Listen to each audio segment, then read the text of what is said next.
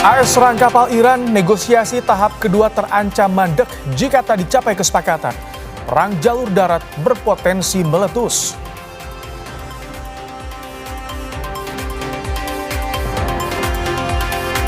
Serangan Israel Hizbullah saat gencatan selama 5 hari jadi jalan terjal negosiasi Israel-Lebanon yang diinisiasi AS.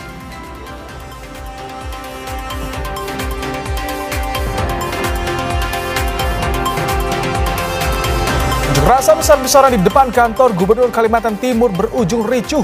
Masa protes kebijakan Pemprov Kaltim yang dinilai bergaya mewah dan nepotisme.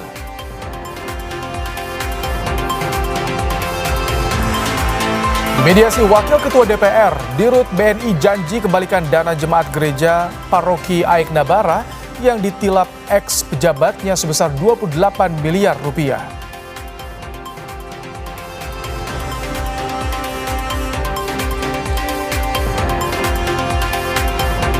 Jemaah haji kloter pertama mulai diberangkatkan dari tanah air menuju Arab Saudi.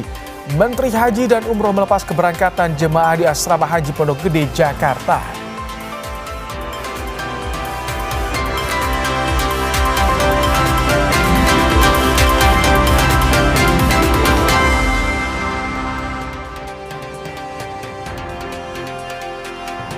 Halo, selamat malam saudara. Anda kembali menyaksikan program Kompas Malam bersama saya, Rahmat Ibrahim. Selain informasi tadi, kami juga masih memiliki informasi lainnya untuk menemani malam hari Anda. Dan inilah Kompas Malam selengkapnya.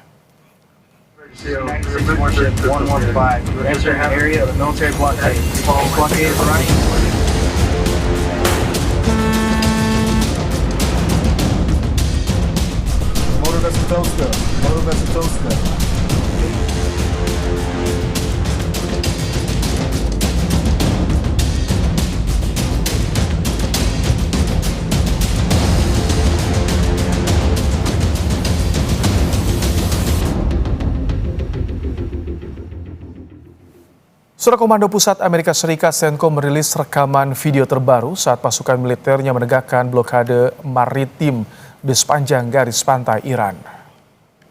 Warship 115, you are entering the area of a military blockade. This blockade of Iranian ports will be enforced and applies to all vessels regardless of flag.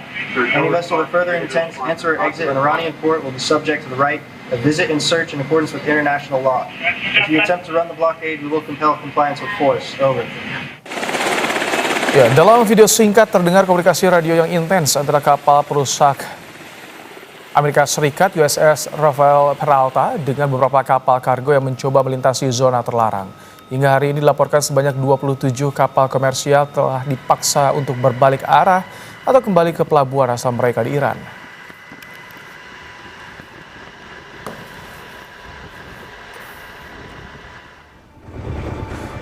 Ketua Parlemen Iran Muhammad Baghir Khalibaf memberi peringatan keras melalui media sosial X bahwa Iran telah menyiapkan kartu baru yang siap dibuka di medan perang jika Amerika Serikat terus menekan.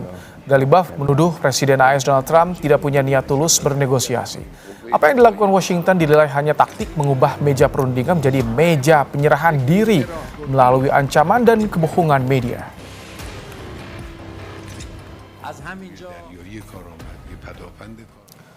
Dalam akun X, Ketua Parlemen Iran Muhammad Baghir Khalibaf menulis Donald Trump tidak menginginkan negosiasi. Ia sedang mencoba mengubah meja perundingan menjadi meja penyerahan diri melalui ancaman dan kebohongan media.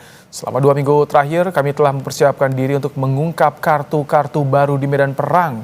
Jika gencatan senjata gagal, situasi tidak akan kembali ke kondisi sebelum perang. Transit di Selat Hormuz tetap berada di bawah otoritas Republik Islam dan blokade tidak akan pernah bisa diterima. Kami tidak akan bernegosiasi di bawah bayang-bayang ancaman.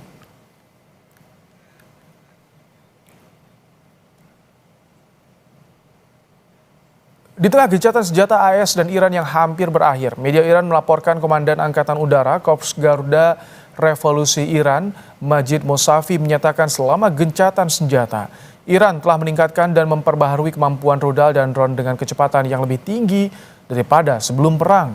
Sementara Iran belum memutuskan apakah akan kembali ke meja perundingan atau tidak untuk menyelesaikan konflik.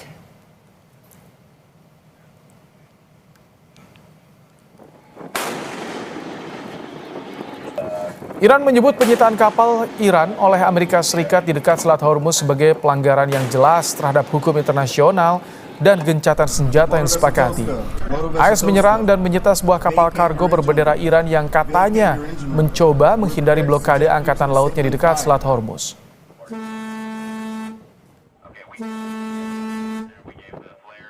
نقض آتش بس در زمانی که در دوره‌ای که قرار بوده این وقفه صورت بگیره هم در لبنان شاهد هستید نقض آتش بس هم به زعم خودشون محاصره دریایی ایران و هم تعرض به یک کشتی تجاری که همه اینها هم نقض فاحش حقوق بین الملل و منشور سازمان ملل متحد هست و هم نقض صریح آتش بس. در چنین مواردی در چنین وضعیتی واقعا چگونه می شود به ادعای آمریکا برای مصالحه و دیپلماسی اعتماد کرد. Jelang berakhirnya gencatan senjata, Iran belum kirimkan delegasi ke Pakistan untuk negosiasi jilid 2. Sementara AS siapkan Wapres J.D. Vance sebagai negosiator. Isyarat perang berkepanjangan mencuat.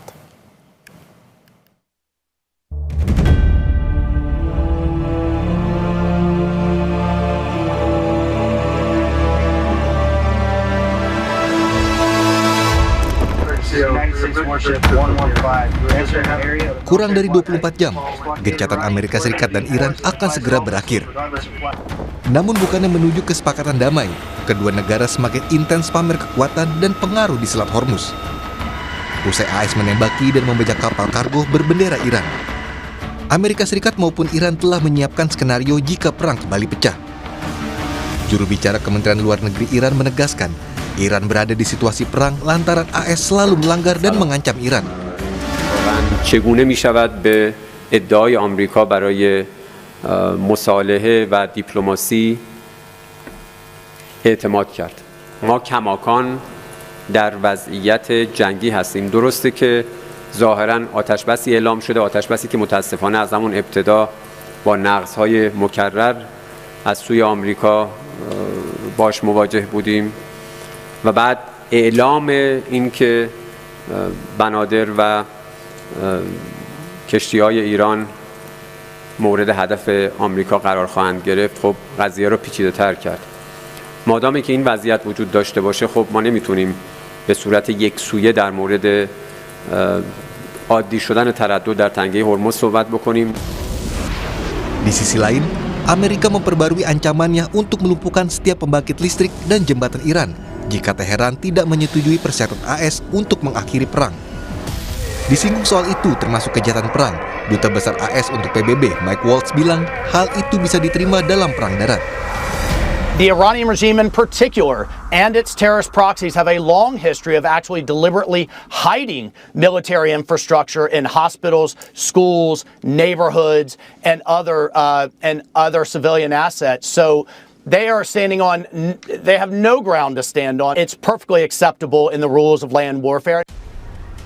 Direktur Indonesia Intelligence Institute Ridwan Habib menilai, kesepakatan kedua negara jelang gencatan senjata berakhir nampaknya akan sulit dicapai. Baik AS maupun Iran kini sudah mempersiapkan perang yang lebih panjang. Bahkan AS bersiap dengan skenario perang darat. Jadi, tampaknya memang dua-duanya sedang bersiap untuk another war. Dan mungkin lebih panjang dari sekedar yang sebelumnya yang 40 hari. Termasuk tampaknya dari pihak US, Amerika tampaknya memahami bahwa serangan-serangan udara saja tidak cukup untuk kemudian mengalahkan Iran dalam konteks mengganti rezim pemerintahan Iran secara total. Karena itu tampaknya mereka sedang mempersiapkan untuk serangan darat atau ground invasion. Jelang gencatan senjata berakhir, Amerika Serikat telah menyiapkan Wakil Presiden J.D. Vance bertolak ke Islamabad, Pakistan untuk negosiasi jilid 2. Namun Iran hingga kini belum mengirimkan delegasinya. Gencatan senjata AS Iran sesuai rencana akan berakhir pada Rabu 22 April 2026. Membahas soal masa depan negosiasi di tengah eskalasi AS dan Iran di Selat Hormuz, kita sudah bersama dengan Profesor Siti Mutiah Setiawati, Guru Besar Geopolitik Timur Tengah UGM. Assalamualaikum, selamat malam Prof. Waalaikumsalam Mas Ibrahim, selamat malam. Baik, Prof, ini di penghujung gencatan senjata nampaknya masih ada gempuran yang terjadi, terlebih di Selat Hormuz. Apakah ini jadi indikasi AS dan Iran belum sepakat untuk bertemu negosiasi, Prof?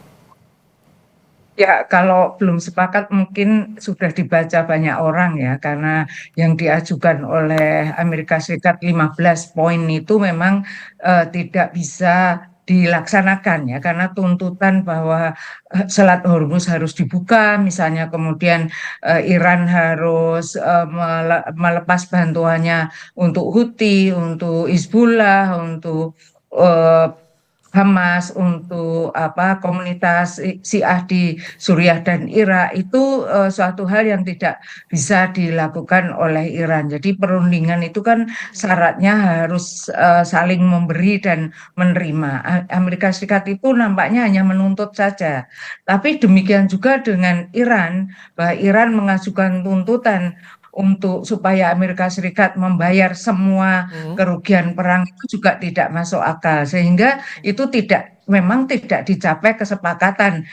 Inti dari yang lain itu masih banyak, tapi inti dari yang saya sebutkan tadi tidak ada kesepakatan kedua belah pihak. Syarat keberhasilan perundingan itu kalau dua belah pihak itu bisa kompromi untuk mencari kepentingan bersama, untuk mencari penyelesaian bersama, untuk mencari satu masa depan yang lebih baik. Dan ini tidak terlihat, Prof.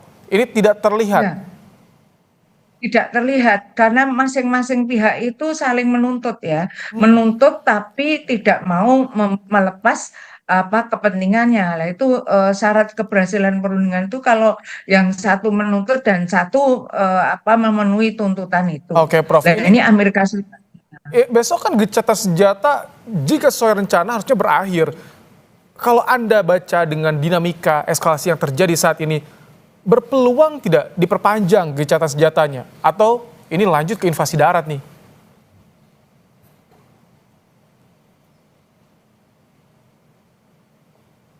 Halo, Prof. Bagaimana Mas? Yang terakhir saya tidak. Oh iya, Ya, halo. ini kalau misalkan melihat eskalasi yang terjadi saat ini, apakah berpeluang, Prof, gencatan senjata diperpanjang?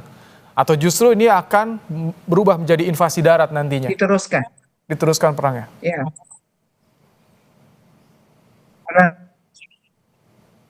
Ya, jadi ada syarat keberhasilan perundingan yang tidak dipenuhi juga ya. Jadi Pakistan itu apa layak menjadi penengah gitu ya. Jadi semula saya melihat Pakistan itu sepertinya diterima oleh kedua belah pihak ya, bahwa Amerika Serikat mau menerima dan Iran mau menerima Pakistan sebagai penengah. Penengah di sini apakah dia fungsinya mediator? Saya pernah menyatakan di Kompas TV juga, apakah dia menjadi fasilitator. Kalau hanya fasilitator ya cukuplah untuk menyediakan tempat saja, memfasilitasi perundingan ya. Halo? Iya, Bisa halo. didengar Suara Anda jelas, Prof. Halo? Halo, Mas halo, Ibrahim? Prof. Boleh dilanjutkan, suara Prof masuk kok jelas. Halo? Halo, halo. Prof, Iya. silakan Prof, jelas Ya. tadi suaranya. Halo ya. Jadi ya, halo Mas Ibrahim, saya lanjutkan ya. Jadi kalau oh ya. Jadi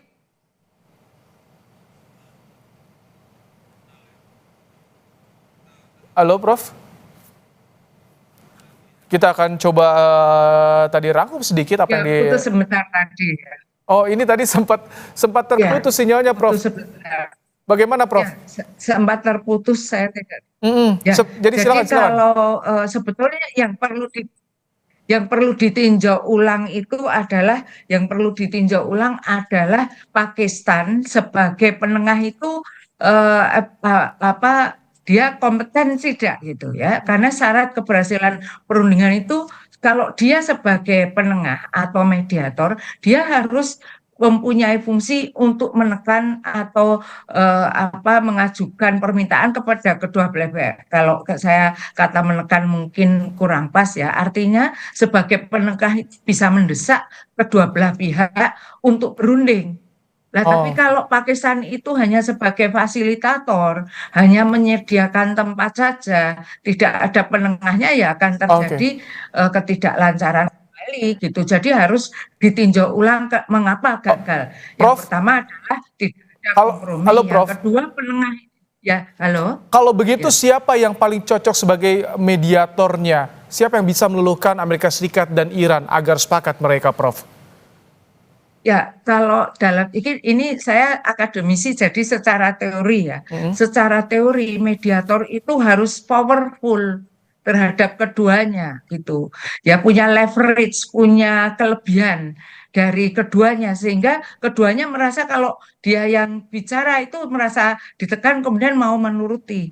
Kalau dalam hal ini ya saya melihat Uni Eropa lah gitu yang memenuhi syarat untuk penengah gitu. Kalau Uni Eropa mengatakan saya tidak mau terlibat gitu ya seperti biasanya, kita harus mendesak untuk mau menjadi penengah. Karena kalau Uni Eropa atau bahkan misalnya Inggris gitu ya, Inggris itu kemungkinan punya leverage atau kelebihan yang bisa menekan kedua belah pihak supaya kompromi.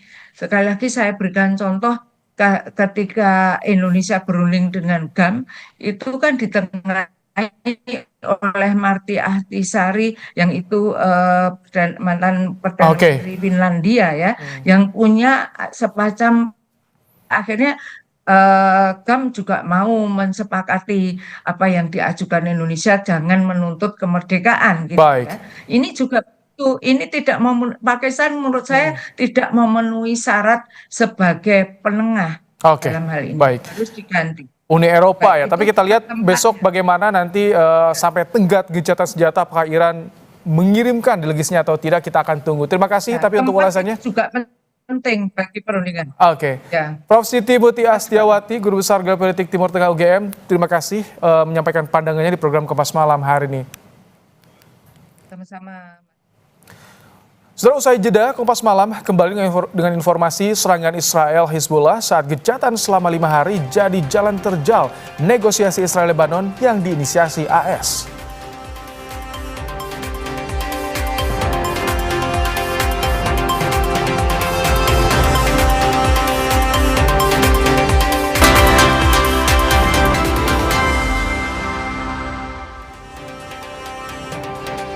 Militer Israel merilis video yang diklaim sebagai operasi tempur divisi ke-162 di Lebanon Selatan. Israel mengaku melumpuhkan ratusan anggota Hizbullah. Militer Israel mengklaim operasi tempur divisi 16 dilakukan untuk menghilangkan ancaman terhadap warga di Israel Utara. Mereka mengaku melumpuhkan 250 anggota Hizbullah, menghancurkan lebih dari 405 infrastruktur, dan menemukan lebih dari 1.000 senjata serta amunisi di Lebanon Selatan.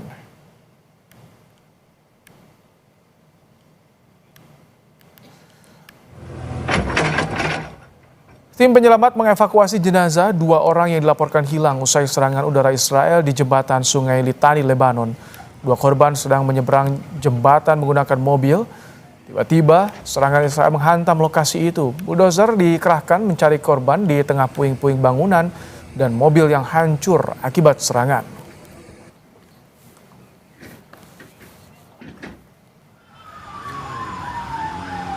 Perdana Menteri Spanyol Pedro Sanchez akan meminta Uni Eropa menangguhkan kerjasama dengan Israel atas dugaan pelanggaran hukum internasional. Perjanjian Asosiasi Uni Eropa-Israel yang berlaku sejak tahun 2000 menjadikan Uni Eropa sebagai mitra dagang terbesar Israel. Sanchez menyebut perjanjian tidak dapat berlanjut selama Israel melakukan operasi ilegal di Lebanon dan Palestina. Este martes, el gobierno de España llevará a Europa la propuesta de que la Unión Europea rompa su acuerdo de asociación con Israel. Y lo vamos a hacer. Y lo vamos a hacer no porque tengamos nada, al contrario, somos un pueblo amigo del pueblo de Israel, pero no estamos de acuerdo con las acciones que está llevando a cabo su gobierno. Sejak gencatan senjata Israel Lebanon disepakati pada 17 April lalu, Israel terus melakukan pelanggaran dengan melancarkan serangan. Pihak Lebanon mengancam akan membalas seluruh pelanggaran tersebut. Lalu bagaimana nasib gencatan senjata yang rapuh ini? Kita akan ulas bersama dengan pakar militer dan intelijen UI, Stanislaus Riyanta. Selamat malam, Mas Stanis. Selamat malam, Mas. Ini saling serang saat gencatan senjata terjadi bahkan baru 5 hari nih, bukan 10 hari. Apakah ini sebagai indikasi jadi jalan terjal ke damai Israel dan Lebanon? Ya, memang urusan antara Israel dengan Lebanon ini serial dengan Iran dan Amerika yang nampaknya seiring ini. Jadi strategi Israel itu pasti sama dengan strategi Amerika, sementara Lebanon dengan Iran juga mirip. Nah, ini masalahnya kan sebenarnya ketika kemarin Israel dan Lebanon itu gencatan senjata itu kan sebenarnya dalam rangka ketika Amerika sedang melakukan negosiasi dengan Iran, sering bernegosiasi, dan Iran meminta syarat bahwa ya Lebanon jangan diganggu gitu. Dan nampaknya ini ada semacam ke arah situ. Tapi ketika Israel melakukan pelanggaran lagi, ini kan juga karena dalam rangka Amerika merasa bahwa dia tidak bisa lagi mengendalikan Iran, jadi dia sudah mulai mirip sebenarnya sekuensialnya antara Amerika dengan Israel, nanti Iran dan Lebanon. Tapi dalam kondisi saat ini memang nampak bahwa Israel provokasi. Ketika Israel provokasi berarti ini nampak seperti mau memelihara permusuhan, sebenarnya memelihara permusuhan dengan Lebanon, atau dia tidak menginginkan adanya perdamaian. Apakah ini dari akibat juga memang karena Hizbullah tidak mengakui soal adanya negosiasi di Washington pada pekan lalu? Ya, ini kan pengakuan itu kan ya diinginkan oleh Israel, ada pengakuan tidak, tapi Hizbullah pasti tidak mengaku negosiasi, terutama diplomasi di balik layar itu kan memang tidak akan pernah diakui oleh negara-negara. Jadi saya kira ya ini saling gertak seperti biasa saling gertak. Tapi permusuhan antara Israel dengan Lebanon ini kan permusuhan yang sudah lama sekali.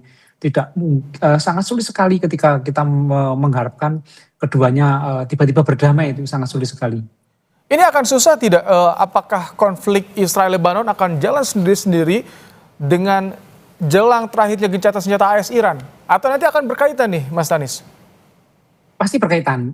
Ya, kita tahu kan antara Amerika dengan Israel ini kan udah kayak saudara kandung ya. Kemudian antara poros perlawanan di Timur Tengah antara Iran, kemudian dengan Lebanon, dengan Hizbullahnya, kemudian dengan Hamas di Palestina, itu kan satu arah juga, satu arah. Jadi ini itu antara dua poros sebenarnya, antara Amerika dengan Israel, kemudian antara Iran dengan Lebanon, ini kan dua poros yang berbeda dan saat ini sedang berhadapan-hadapan. Jadi musuh dari musuhnya pasti akan dijadikan teman. Oke.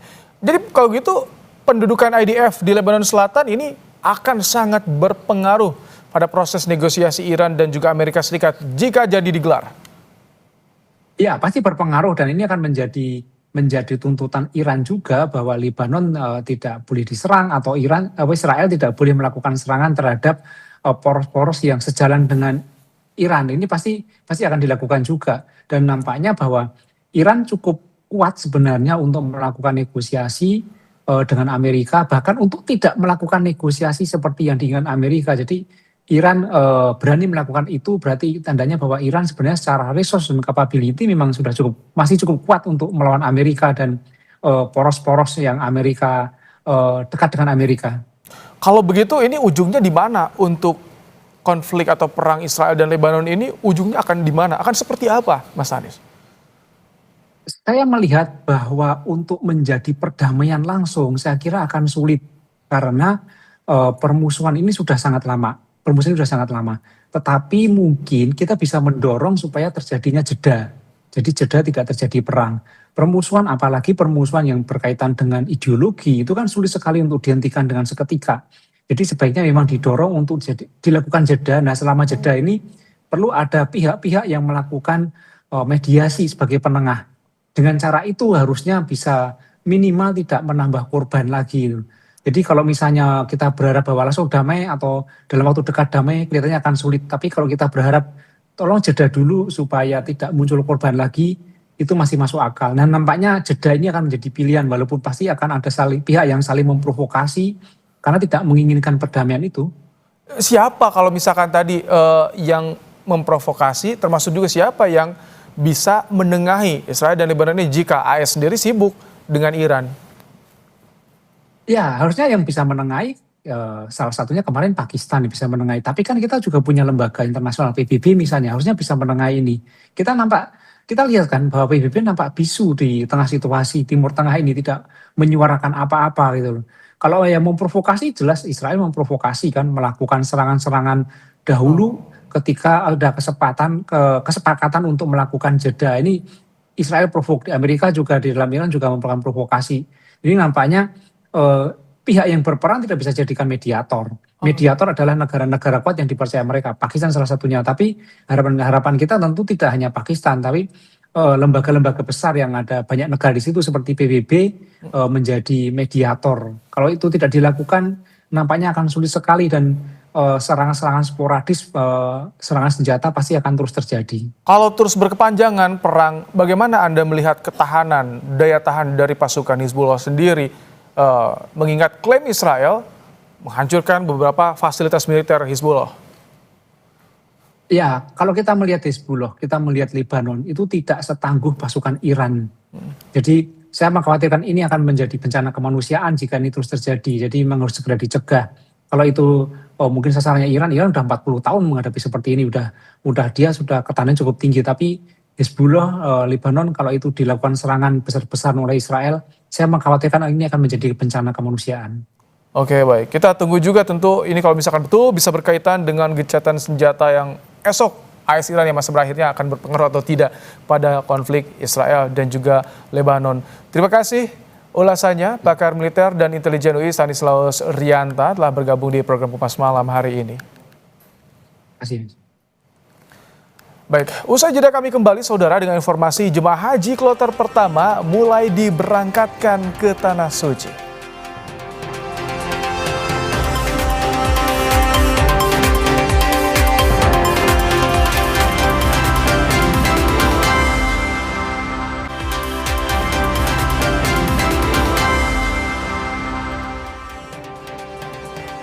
Saudara Menteri Haji dan Umroh Muhammad Irfan Yusuf melepas keberangkatan 391 calon haji kloter pertama di Asrama Haji Pondok Gede, Bekasi, Jawa Barat menuju Bandara Soekarno-Hatta. Nantinya jemaah haji ini akan menuju Madinah dengan penerbangan pukul 00.45 waktu Indonesia Barat, saudara. Menteri Haji dan Umroh Muhammad Irfan Yusuf menegaskan bahwa seluruh petugas yang lebih dahulu sampai sudah siap untuk menyambut jemaah yang akan tiba di Madinah esok hari.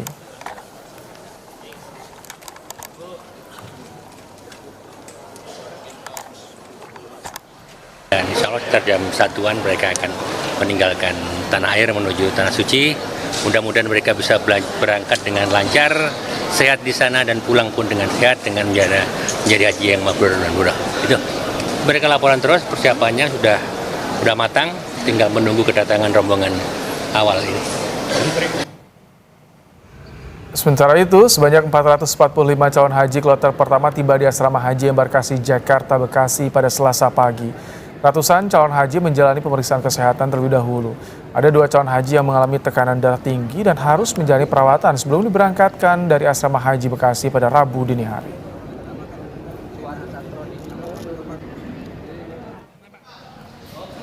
...360 calon haji kloter 1 Embarkasi Solo siap diberangkatkan dari Asrama Haji Donohudan, Boyolali, Jawa Tengah menuju Arab Saudi. Sebelum berangkat ke Tanah Suci, acara pelepasan digelar di Gedung Musdalifah, Kabupaten Boyolali. Jemaah haji dan petugas kemudian menuju Bandara Adi Sumarmo yang dilanjutkan diterbangkan menuju Madinah, Arab Saudi pada Rabu dini hari pukul 1:09 waktu Indonesia Barat.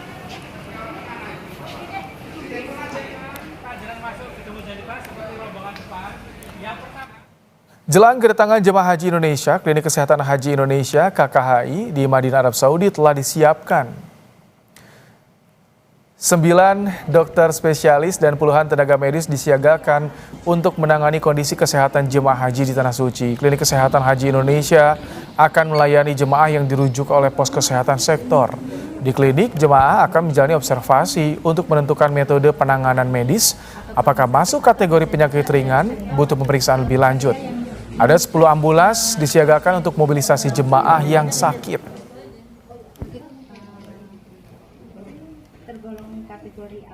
Tenaga kesehatan kita itu ada di kloter, ada di sektor, ada di KKHI.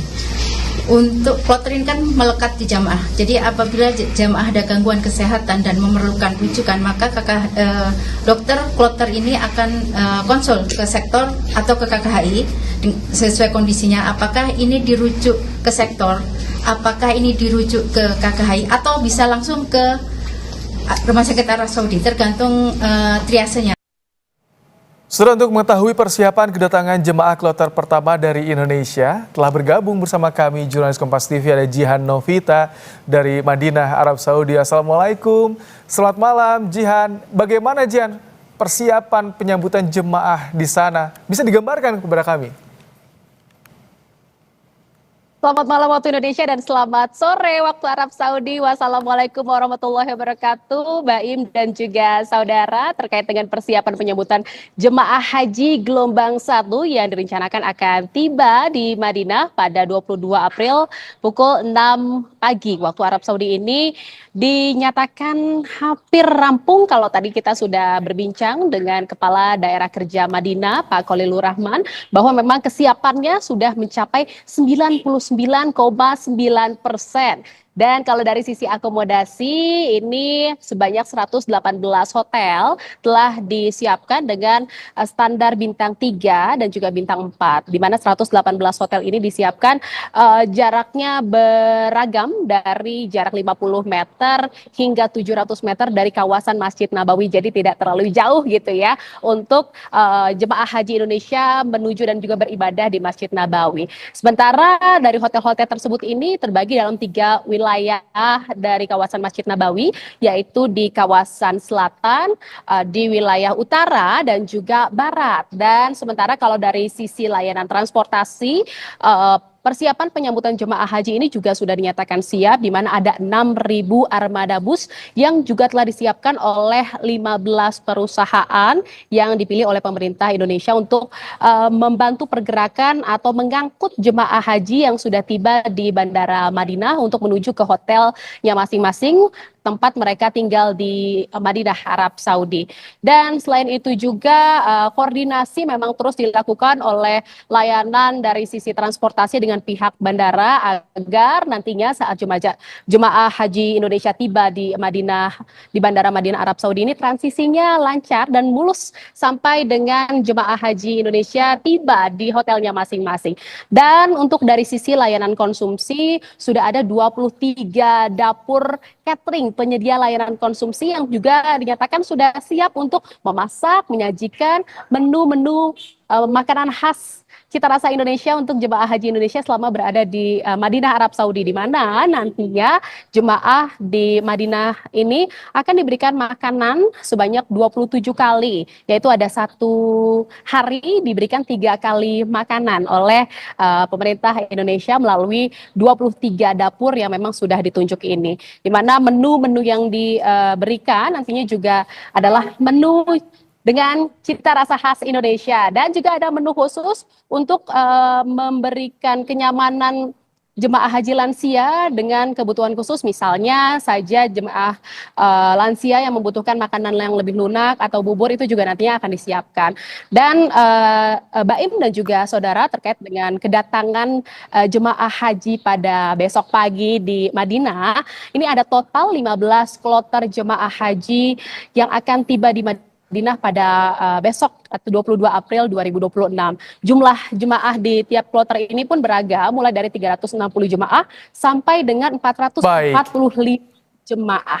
Baik. Demikian, Baim. Terima kasih Jihan Novita untuk lapornya langsung dari Madinah. Nampaknya jemaah haji yang akan terbang nanti malam juga tak sabar untuk segera mendarat di Arab Saudi. Terima kasih, sehat selalu Jihan, selamat bertugas kembali.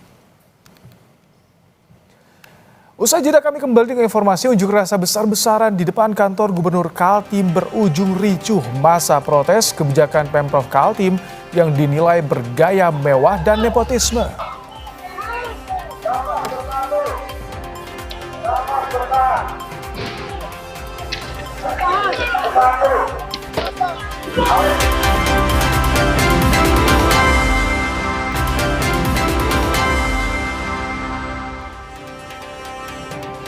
Unjuk rasa warga Kalimantan Timur di depan kantor Gubernur Kaltim berujung ricuh. Warga protes kebijakan Pemprov Kaltim yang dinilai menunjukkan gaya hidup mewah dan nepotisme.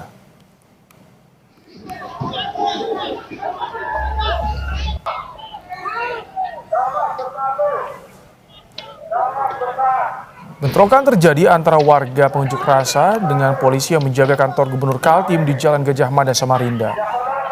Unjuk rasa ini merupakan rasa kecewa masyarakat soal kebijakan pengadaan mobil dinas gubernur yang mencapai nominal 8,5 miliar rupiah serta biaya renovasi rumah dinas hingga senilai 25 miliar rupiah. Sejumlah mobil water cannon diturunkan untuk membubarkan warga. Sejumlah massa aksi pun ditangkap diduga melakukan provokasi saat aksi. Warga pun berangsur-angsur mulai membubarkan diri.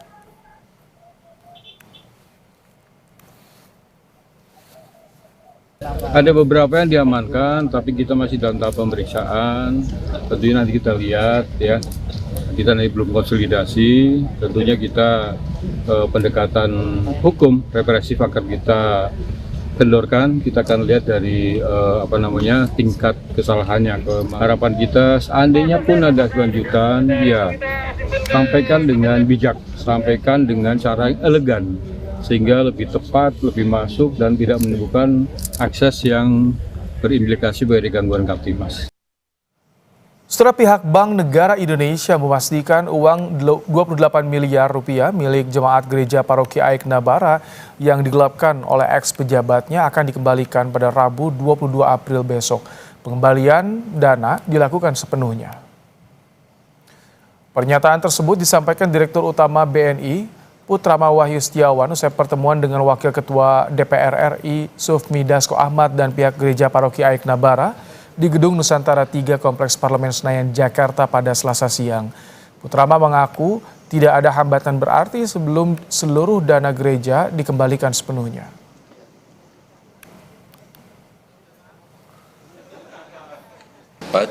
Besok tanggal 22 April 2026 kami sudah dapat melakukan pengembalian dana milik Credit Union Paroki Aik Nabara full sesuai dengan yang disampaikan oleh pihak CU Paroki Aik Nabara. Rasa kita hari ini akan mendudukkan di dalam sebuah kesepakatan perjanjian sebagai sebuah dasar hukum untuk kita semua dalam melaksanakan keputusan besok. Tapi dipastikan tidak ada hambatan untuk besok ini? Tidak ada. Sementara pihak gereja paroki Aik Nabara menyambut antusias rencana pengembalian secara utuh dana jemaat gereja senilai 28 miliar rupiah oleh pihak BNI. Sebelumnya dana umat gereja senilai 28 miliar rupiah digelapkan oleh ex-pejabat BNI. Ada kabar baik karena umat juga akan bersuka cita untuk menerima hak mereka. Terima kasih. Dijanjikan kapan haknya akan dikembalikan Pak Dero? Segera, secepatnya. Komando Pusat Amerika Serikat CENTCOM merilis rekaman video terbaru saat pasukan militernya menegakkan blokade maritim di sepanjang garis pantai Iran.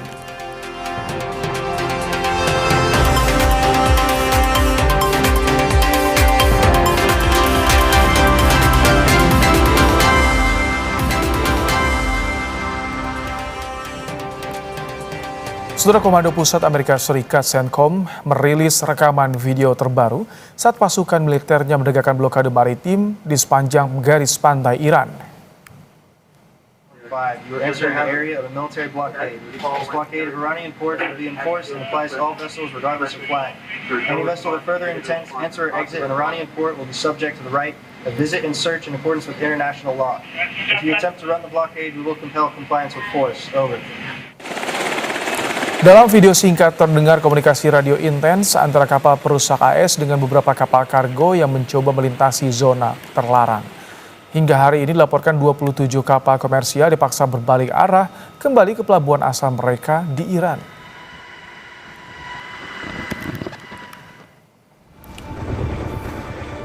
Ketua Parlemen Iran, Muhammad Baghir Ghalibaf, memberi peringatan keras melalui media sosial X bahwa Iran telah menyiapkan kartu baru yang siap dibuka di medan perang jika Amerika Serikat terus menekan. Ghalibaf menuduh Presiden AS Donald Trump tidak punya niat tulus bernegosiasi. Apa yang dilakukan Washington dinilai hanya taktik mengubah meja perundingan menjadi meja penyerahan diri melalui ancaman dan kebohongan media.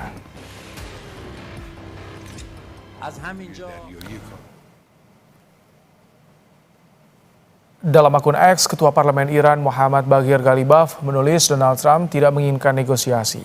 Ia sedang mencoba mengubah meja perundingan menjadi meja penyerahan diri melalui ancaman dan kebohongan media.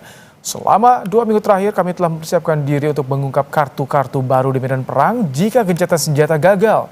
Situasi tidak akan kembali ke kondisi sebelum perang. Transit di Selat Hormuz tetap berada di bawah otoritas Republik Islam dan blokade tidak akan pernah bisa diterima. Kami tidak akan bernegosiasi di bawah bayang-bayang ancaman.